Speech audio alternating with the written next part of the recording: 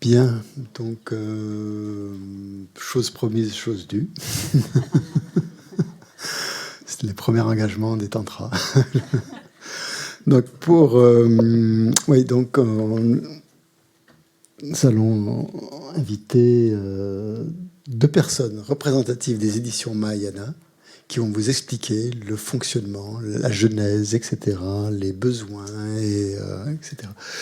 Des éditions Mahayana, grâce auxquelles on peut diffuser ces enseignements, notamment ceux découvertes du bouddhisme, mais bien d'autres aussi. Et donc ces personnes sont très précieuses pour nous.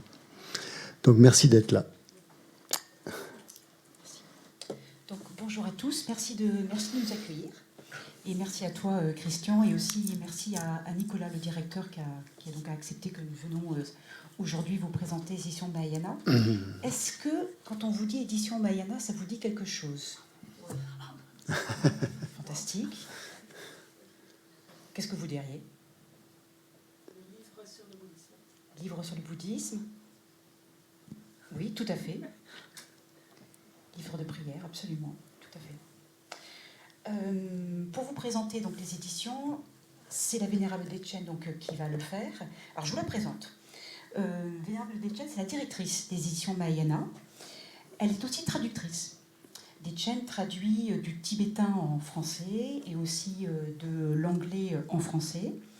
Et en plus, cette année, elle est une des facilitatrices à Nalanda lors de l'enseignement de Geshe Jampel. Voilà ce que je peux dire sur Dechen. Il y a plein d'autres choses à dire, mais voilà déjà ce que je peux dire. Merci Jordan. Pour le coup, je vais te présenter. Vous sachez qui vous parle. Voilà.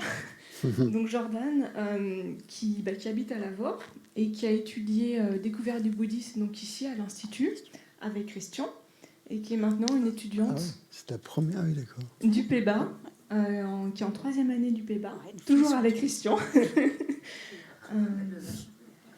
Lâche plus, exactement. On ne lâche pas Christian. Et non, mais non, c'est l'attachement, mais vertueux.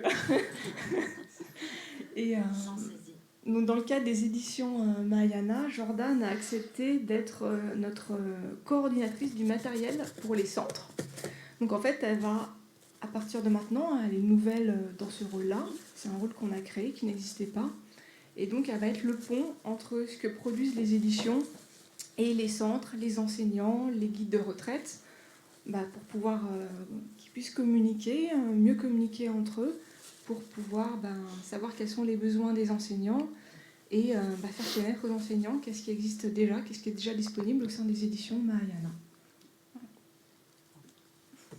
Alors, maintenant, Dechen, est-ce que tu peux nous expliquer alors la genèse des éditions de Mahayana? Ouais, tout à fait. Chose promise par Christian, chose due. Donc la genèse des éditions Mahayana, alors en fait, je pense qu'il faut repartir un petit peu un peu plus haut, j'ai envie de dire, à la FPMT.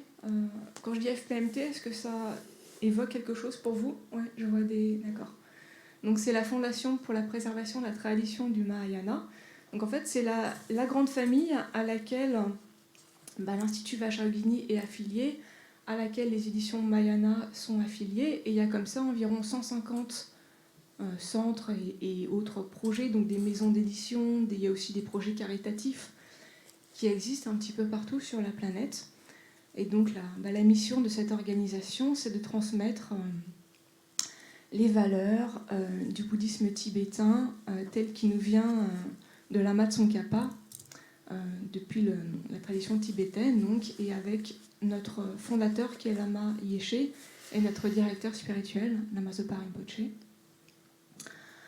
Et dans ce cadre-là, il y a besoin de traduction des textes, des enseignements, des prières, des sadhanas, pour que les différents étudiants, qui donc étudient dans différentes langues selon le pays où ils se trouvent, puissent avoir accès à ce matériel-là, qui rend possible l'étude, la pratique. Et donc c'est dans ce cadre-là que nous existons. Notre mission est de rendre accessible aux francophones tous ces textes de la tradition tibétaine. Et donc on fournit ces textes-là sous forme, bien sûr, de support papier, les livres, et aussi sous forme dématérialisée. Donc on a aussi les versions e-book. Il y a aussi plus d'une centaine de PDF qui sont disponibles en participation libre sur notre site. Et on a aussi une collection de livres audio. Donc il y a des récitations de mantras, par exemple par Lama-Zopa Rinpoche, et il y a aussi des pratiques guidées. Je pense par exemple à la pratique des 35 Bouddhas, que vous pouvez faire en étant guidé par la récitation. Voilà. Merci Jordan. Un des livres les plus appréciés, c'est Comment méditer de Catherine MacDonald. Et donc c'est un livre, en fait, Catherine MacDonald, c'est une moniale de notre tradition qui est moniale depuis 1974. J'ai la petite anti-sèche parce que c'est marqué juste au dos de la couverture. Et donc ce livre, en fait, il a été traduit en 9 langues. Il a été écrit en anglais et après traduit dans vraiment beaucoup de langues. Et c'est vraiment un ouvrage extrêmement apprécié par les personnes qui font leur premier pas dans la méditation. Voilà, plus proche, encore plus de vous, c'est les livrets donc, de la collection Découverte du bouddhisme. Voilà, donc c'est proposé à la fois en format papier, avec la petite range qui fait un arc-en-ciel si vous avez vu la collection complète, et aussi disponible en PDF en participation libre sur notre site. Voilà. Bien sûr. Vous en avez lu quelques-uns ? Ça vous a aidé ? Beaucoup inspiré ? Oui, c'est un bon complément du cours parce que vous avez la parole des maîtres, là, justement, qui expliquent le sujet à leur manière et souvent très, très personnelle et avec leurs réalisations et leurs expériences. Et des textes inédits, en plus. Hein. Ouais. Ouais. Oui, alors Introduction au Tantra, il y a le PDF qui est sur notre site et la version papier est chez l'imprimeur. Donc elle sera disponible à la fin du mois. Voilà. En fait, pour tout vous dire, on a revu toute la traduction de ce programme d'études en fait, pour votre cycle-là, en fait. Et donc c'est pour ça qu'il y a souvent, malheureusement, on a eu un petit peu de retard. Voilà, et effectivement, il y a des textes magnifiques de Lama Yeshe, de Rinpoche, de Sa Sainteté, des très très grands maîtres. Et ces textes-là, effectivement, ils ne sont pas disponibles ailleurs. Et très franchement, voilà, moi j'ai participé au comité de traducteurs qui ont relu cette collection. Et moi, je trouve que relire encore ces textes-là, même si peut-être intellectuellement, je connais déjà les notions, mais franchement, c'est extrêmement inspirant et vraiment, ça touche le cœur. Et vraiment, c'est des textes vraiment formidables. Ouais, je peux juste rebondir quelque chose, c'est que la traduction, c'est un travail qui n'est jamais fini. On peut toujours améliorer une traduction. Et en fait, si on regarde l'histoire de la traduction, c'est pourquoi c'est comme ça ? Parce que les époques évoluent, les mots changent et tout ça. Donc, si on regarde l'histoire du bouddhisme tibétain, les textes ont été traduits, bien traduits, fidèlement, mais souvent ils étaient incompréhensibles. Il a fallu des commentaires pour les expliquer. Ensuite, il a fallu des commentaires qui à une époque étaient pertinents, ne l'étaient plus à l'époque suivante. Donc, c'est sans arrêt un travail. C'est un travail énorme, la traduction qu'il faut faire à chaque fois pour que ces enseignements parlent au public concerné. Et en 10 ans, c'est plus le même langage, c'est plus les mêmes personnes qu'on a, ils n'ont plus les mêmes références. Donc il faut chaque fois réadapter le texte en fonction de ces personnes. Et c'est pour ça que c'est sans fin, quoi. Et ce qui importe dans la traduction, c'est de faire passer un message. Et pour nous, dans le bouddhisme, ce qui est incroyable, c'est que c'est pas un simple message qu'on essaie de faire passer, c'est carrément la réalisation jusqu'à l'éveil. Donc c'est le rôle le traducteur a sur les épaules quelque chose d'énorme, de faire passer la réalisation des maîtres du passé et de la transporter à travers l'espace et le temps pour que ça touche un auditoire moderne, actuel, vous en l'occurrence, et c'est quelque chose d'absolument magique, quoi. Et donc ça demande quand même beaucoup d'investissement, ça demande un travail très, très important, et notamment au niveau linguistique, mais aussi au niveau de la compréhension des enseignements. Donc vraiment, les traducteurs de l'équipe là, de l'édition Mahayana ont fait vraiment du bon travail. Et je suis vraiment admiratif. Ah ben justement, on va rebondir sur l'équipe. Merci Christian. Donc en fait, on est à peu près 25 personnes qui servons les éditions Mahayana. Donc il y a bien sûr des traducteurs. Après, donc certains traduisent de l'anglais au français. Alors pourquoi est-ce qu'on traduit depuis l'anglais ? Bien, c'est parce que Lama Yeshe et Lama Zopa, ce sont des maîtres qui enseignent, qui ont enseigné pour Lama Yeshe, toujours au présent pour Lama Zopa Rinpoche, qui enseignent en anglais en fait. Donc bien évidemment, on traduit depuis l'anglais, la langue dans laquelle ils ont délivré les enseignements. Et puis après, tout ce qui est les textes, le corpus de textes traditionnels, là bien sûr, on le traduit depuis le tibétain, parce que si on prend une traduction, un texte en tibétain qui a été traduit en anglais, et si on traduit depuis la traduction anglaise, bien sûr, on va perdre beaucoup de choses en passage. Donc là, on a besoin de repartir de la source, donc du tibétain. Et puis à côté des traducteurs, donc il y a toute une équipe de relecteurs. Voilà, donc ils regardent. Alors selon les compétences de chacun, ça peut être plus l'aspect dharma technique ou plus l'aspect rédaction en français. Et puis, bien sûr, il y a des graphistes, parce que tous ces textes-là, une fois qu'on les a fait sous traitement texte, vous voyez bien, nous, on les produit sous un format qui est agréable à lire. Donc, il y a des graphistes pour faire l'intérieur, et puis une autre graphiste, Nathalie, qui fait les couvertures de nos ouvrages. Et puis, à côté de ça, il y a bien sûr donc Frédéric, qui est aussi le président de l'association, qui est chargé de faire les expéditions des commandes papier. Donc c'est un énorme travail. Là, on a sorti une nouveauté la semaine dernière et on a eu 70 commandes en fait en une semaine. Donc il a dû faire 70 expéditions, connaître la vacuité. Voilà. Il faut absolument que vous l'achetiez. Alors Clotilde en a commandé pour la boutique de l'Institut. Il y en a 15 à la boutique. Donc Attention, il n'y en a que 15 à la boutique. Ouais, il faut courir. Sinon, disponible sur notre site. Voilà, donc un bénévole qui fait les expéditions des commandes. On a bien sûr aussi un webmaster, qui est aussi un assistant webmaster pour assurer la mise à jour, la sécurité du site.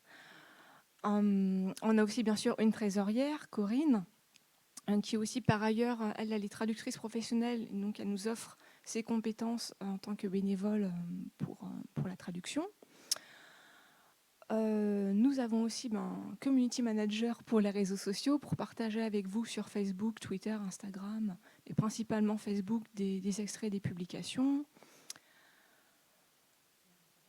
Et oui, on a un référent protection qui est psychologue aussi, parce que la spécificité de l'équipe, c'est qu'on est tous à distance. En fait, on n'a pas de local, à part un local que nous louons pour le stock, donc qui est près de chez Frédéric, qui habite à Albi, pour entreposer le stock.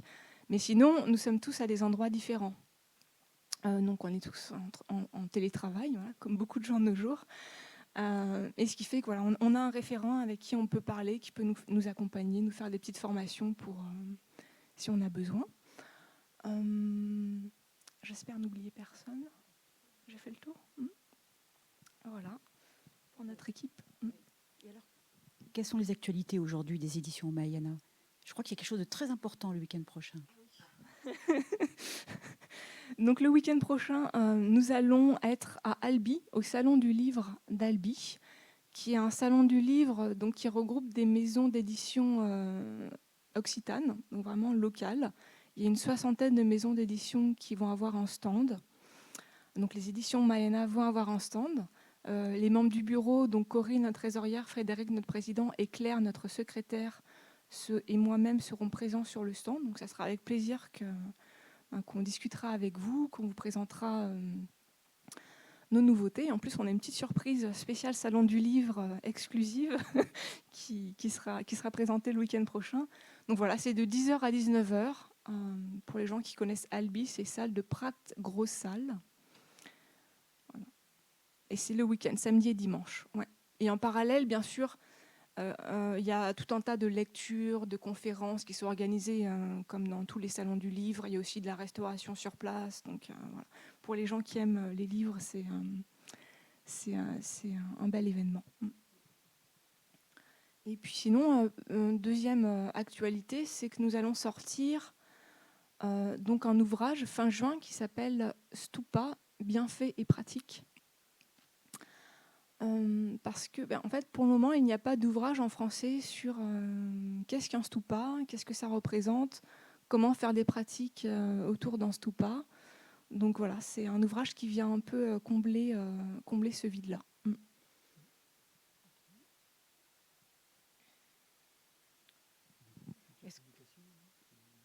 Oui, concernant les futures publications pour cette fin d'année. Donc il y a cet ouvrage-là sur les stupas fin juin. Après, on va attaquer normalement début septembre avec la publication. Alors c'est le commentaire du Lamrim par Geshe Acharya Tubten Loden. C'est pas le Geshe-là, le Geshe de l'Institut, c'est un Geshe, un autre Geshe qui a le même nom. Qui est jusqu'à présent, c'est une traduction qui a été publiée donc, par le monastère Nalanda, en gros livre avec une reliure à spirale, voilà. Donc, Christian a complètement revu la traduction. Voilà. Et après, il y a d'autres personnes qui ont fait une relecture, mais Christian a beaucoup travaillé sur cette nouvelle édition. Donc ça, on va pouvoir la proposer début septembre. Et puis début octobre, on va vous proposer une traduction d'un texte qui s'appelle « L'essence du nectar », qui est un texte, un des lamrim. En fait, sa synthèse Dalai Lama en Inde, il y a un Janchup Lamrim, c'est un cycle d'enseignement sur le Lamrim où il commente 18 textes de Lamrim et l'essence du nectar fait partie de ces 18 textes. Donc c'est vraiment un texte de notre lignée extrêmement important. Et Lama Zopa Rinpoche, très régulièrement, conseille à ses étudiants de lire ce texte. Et pas seulement le lire, mais en fait, c'est presque une sadhana en support de pratique. Ce texte, on peut vraiment s'en servir pour faire comme base de retraite, où il y a toutes les prières dedans. Et enfin, voilà, je suis sûre que Christian vous a expliqué Pas encore, ce mais... type de méditation-là. Voilà. Ouais. Et en fait, voilà, c'est un texte que... Je m'en sers beaucoup pour la retraite de l'Amrim, en fait, qu'on fait l'été, là, sur les 2 semaines. Parce que c'est un Lamrim qui est très concis, il est sous forme versifiée, il est sous forme en vers, c'est un long poème, en fait, qui reprend tous les thèmes et il parle vraiment au cœur, quoi. C'est un très beau texte. Oui. La voie progressive vers l'éveil, c'est de Tsongkhapa. Donc on pourrait dire que c'est un genre d'enseignement. Toutes les lignées proposent des lamrim. En fait, ça veut dire voie progressive. Donc il y en a chez les Kagyu, il y en a chez les Nyingma, nous chez les Gelugpa, c'est ce qu'on a lamrim Chenmo de Lama Tsongkhapa. Ça veut dire la voie progressive. La voie progressive, c'est une voie progressive, oui. Ouais. Est-ce que vous avez des questions, des remarques?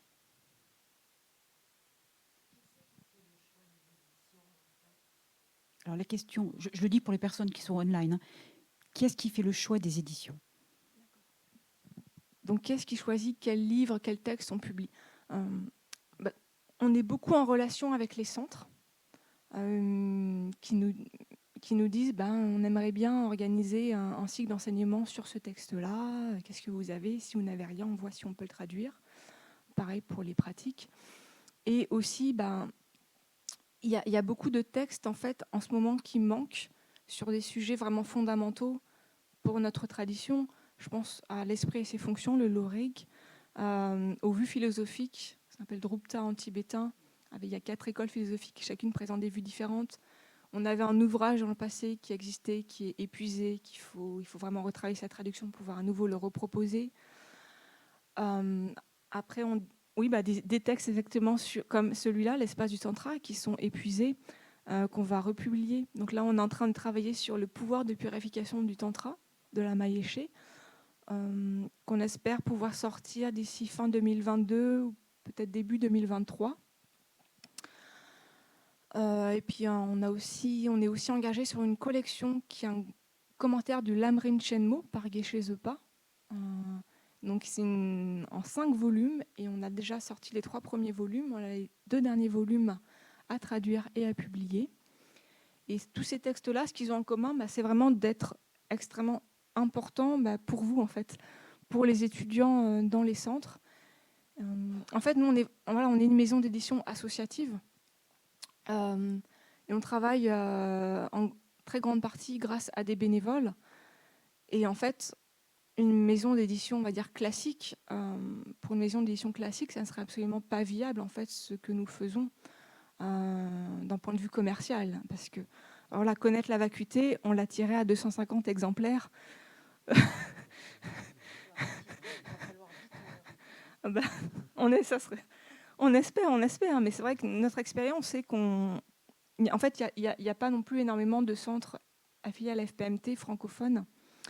Donc là, on est dans un des plus grands centres en fait à l'Institut. Et voilà, donc notre mission, c'est vraiment de traduire des textes vraiment dont les étudiants ont besoin pour pouvoir s'engager dans les pratiques, pour pouvoir étudier. Parce qu'on est une époque, effectivement, si on va à la FNAC, dans des librairies grand public, on va trouver beaucoup d'ouvrages sur la spiritualité, mais c'est beaucoup une approche bien-être, ce qui est très très bien, et ce qui ouvre la porte pour plein de personnes. Mais les grandes maisons d'édition ne vont pas s'engager dans la traduction de textes que nous faisons. En fait, on vient combler ce manque-là qui ne peut être fait que d'un fonctionnement associatif qui n'a pas une visée commerciale, un but commercial. Vous avez une autre question au niveau de votre équipe de traducteurs. Vous fonctionnez avec des traducteurs professionnels ou pas? Alors, oui, donc la question, vous vous appelez comment? La question de Nicole, c'est est-ce qu'au niveau de notre équipe de traducteurs, est-ce qu'on fonctionne avec des traducteurs professionnels? Alors, comme je vous l'ai dit, on a Corinne qui est traductrice professionnelle et qui nous aide aussi en tant que bénévole à traduire, à relire. À part elle, dans l'équipe, je réfléchis, on n'a pas d'autres traducteurs qui sont, on va dire, des traducteurs professionnels. Après, on a des traducteurs qui sont, on va dire, des pratiquants du Dharma et qui vraiment se sont formés eux-mêmes et continuent à se former pour être des bons traducteurs, en fait. Voilà. Je ne sais pas si j'ai répondu. Oui, ok, très bien.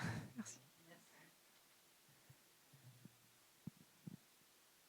Donc il y a un petit commentaire sur Zoom qui dit « Mille merci aux éditions Mahayana pour toutes vos traductions. Les livrets de découverte du bouddhisme sont un véritable support et un réel complément pour nous aider dans notre compréhension du Dharma. » Merci. Merci à vous. Merci beaucoup. Moi, je très bravo pour la réactivité et les délais de livraison qui sont... Oui, ça c'est vrai. Merci beaucoup. Merci. C'est grâce à Frédéric. On lui transférera vos remerciements. Merci beaucoup.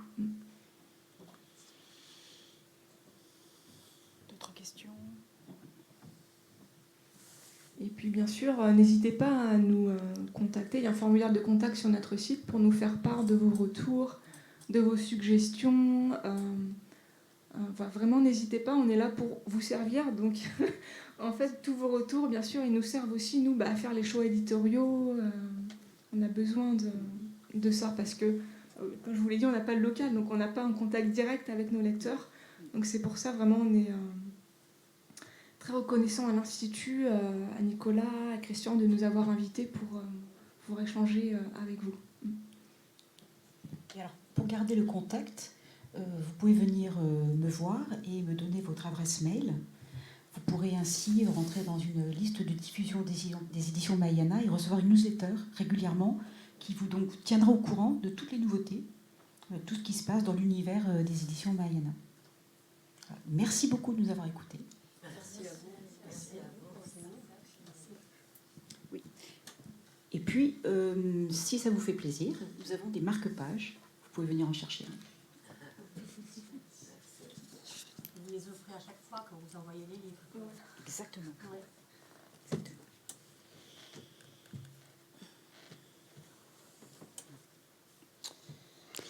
Ok.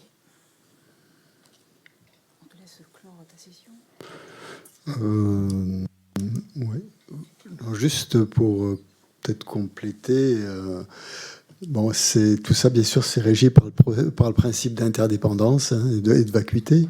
Donc, c'est interdépendant. On a besoin des éditions Mahayana. Et les éditions Mahayana ont besoin de nous aussi pour exister. Donc, c'est très, très, très complémentaire. Donc, il y a une certaine éthique par rapport à ça à avoir, qu'on essaie de respecter le plus possible. J'avoue que parfois c'est difficile parce que des moments on doit faire des choses à la va-vite, on n'a pas toujours les textes disponibles et tout ça.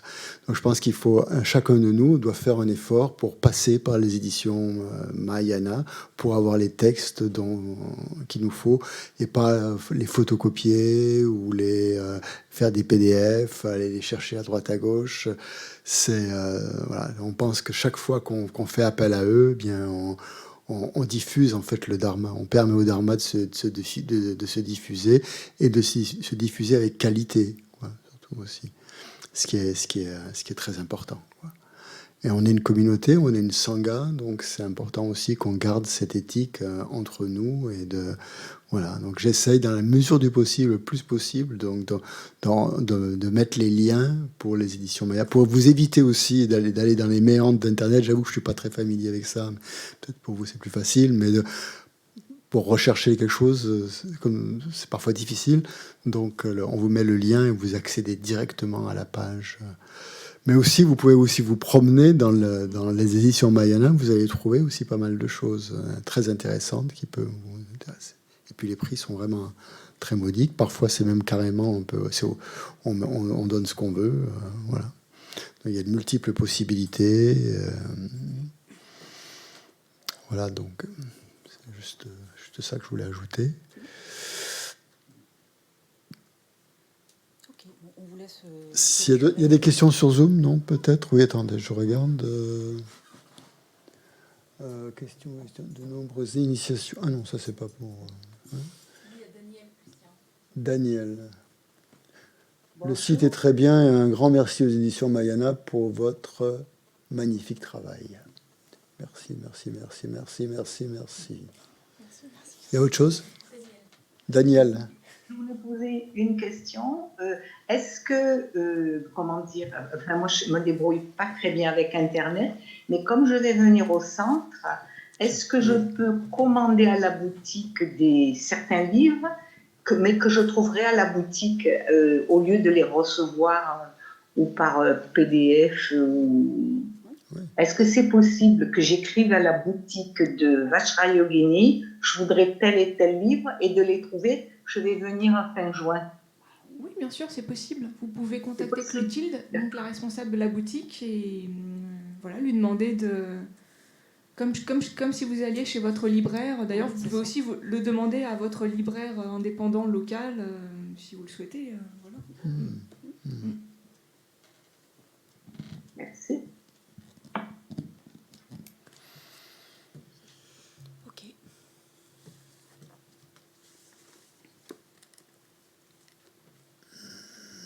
Je te laisse finir. Oui, merci. Oui. On a pratiquement terminé, mais. Je récupère ça. Ça, ouais. Ça. Tout en fait, sauf son livre de prière. Ça, c'est à toi, hein? Non. Ça, c'est pour un livre. Non.